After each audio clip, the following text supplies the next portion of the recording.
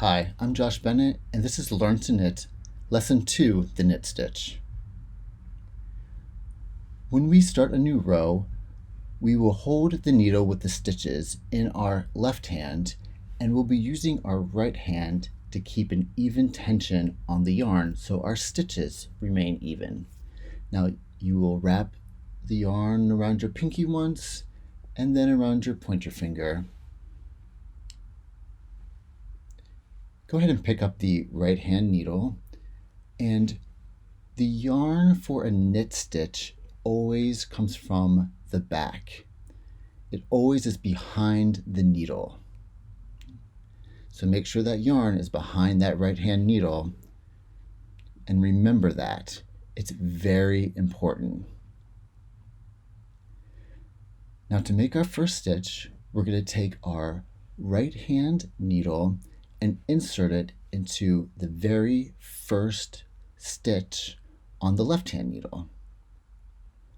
Now go ahead, put it in there and hold it in the back, making a T, and you can wrap the yarn around that back needle and then bring it down in between where they intersect. Now, keeping the T formation, you can use your pointer finger in your left hand to guide the needle down, around, and through so you can transfer that stitch from the left hand needle to the right hand needle. And you've just knit a stitch. Now repeat. So we insert the right hand needle into that first stitch. It's behind the left hand needle, and we make a T formation. So we hold on to that and then wrap the yarn around the back needle and down through the center.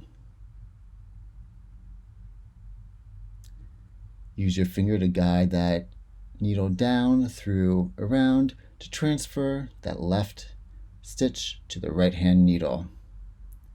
You're just going to continue doing this across the entire row, and congratulations, you have knit your first row.